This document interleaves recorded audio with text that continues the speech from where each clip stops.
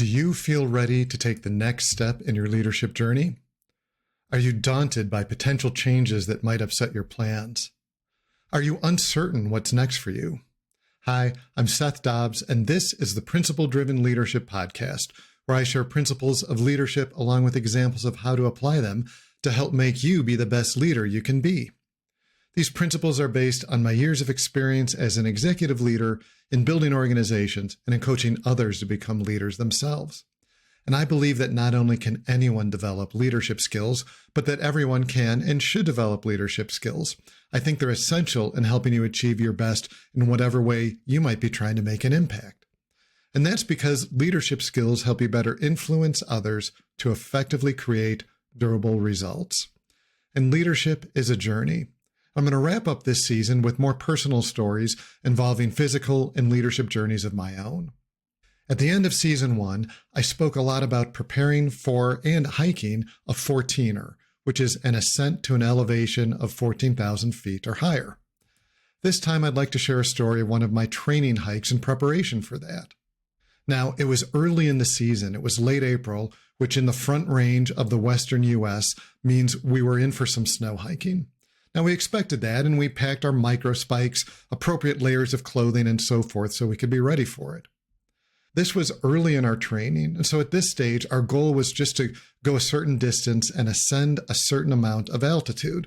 We weren't looking to go to a particular height per se, but simply condition our legs to climbing over a distance. Now, as it turns out, there was more than just some snow for the season. There was actually a ton of snow on the trail and beyond, or more specifically, before we even got to the trail. We actually had to start our hike about a mile away from the trailhead because snow had made the road to the trailhead impassable by car or SUV. So even before we started, there was already a change in our plans. And once we reached the trailhead, it was really an experience because the trail itself wasn't visible at all. At a guess, we were hiking on around 5 feet of snow on average. It was actually so deep that at one point, when we did see a sign for the trail, it was not how you would normally see them. They're typically around my height, but in this case, the sign was barely over the tops of our boots, just peeking out from the snow.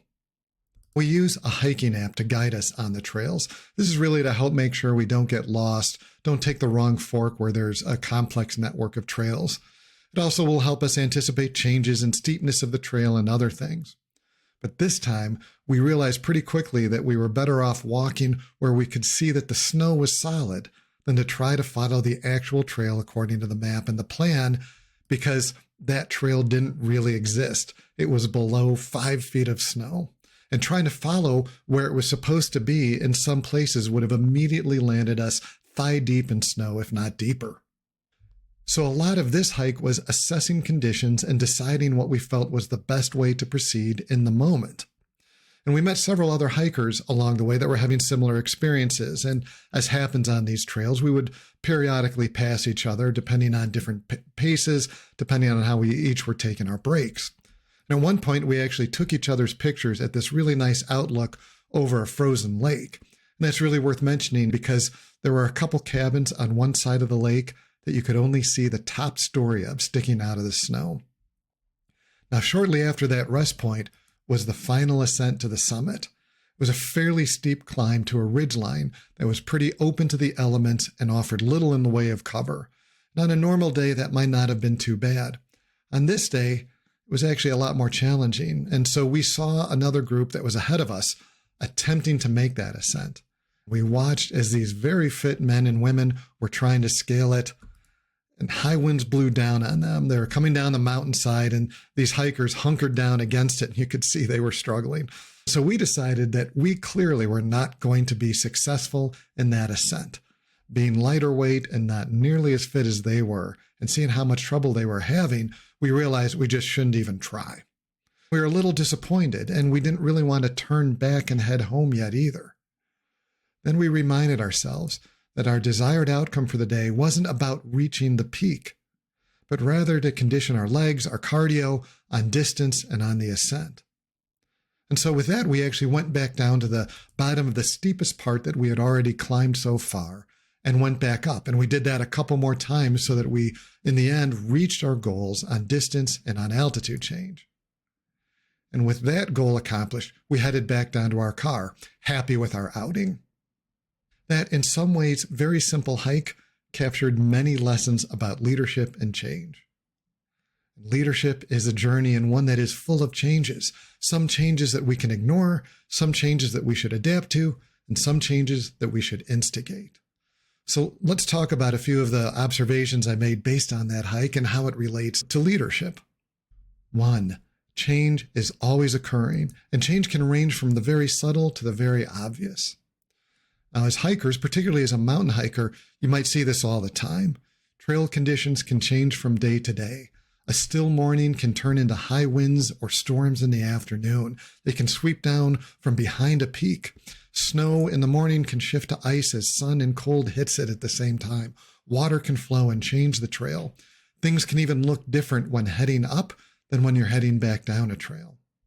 And the thing is, if you don't see anything changing, you might not be looking hard enough because there's always something shifting.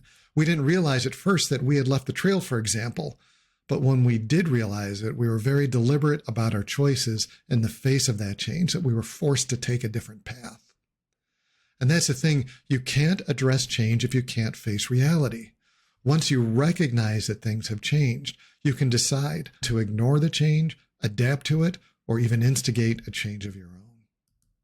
The second lesson is that doggedly following the plan in the face of other evidence can really get you into trouble. If we had stuck to the trail as marked as designated, we would have been waist deep in snow and potentially in a lot of trouble in a very short amount of time. Now, I've talked about concepts related to this in episodes 8 and 9 of this season, but it's really worth repeating here, since the impact would have been fairly quick and potentially harmful on the trail. And if we had gotten into trouble by following the plan, by sticking to the trail, I can assure you that trying to further stick with the plan, that is, stay on the marked trail, would not have been the way out of it. So lesson 3, check your vision in the face of change and hold true to your values in the face of tempting but not well-aligned opportunity. When hiking, there's always a next peak, always a next vista, and it's always tempting to continue to pursue it, going just a little further, pushing just a little more. But sometimes doing that takes you on a path that's rife with danger. And in this case, as tempting as getting to the summit was to us, and we're supposed to have a great view, conditions had changed. And so we recentered on our goals and outcomes and adapted to the change by taking a different path to achieve what we had actually set out to achieve, following a much different path than we had originally planned.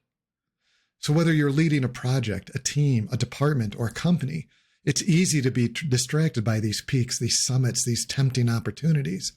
But if those opportunities aren't aligned with your goals, your vision, if those opportunities present danger and risk, you should think carefully about giving in.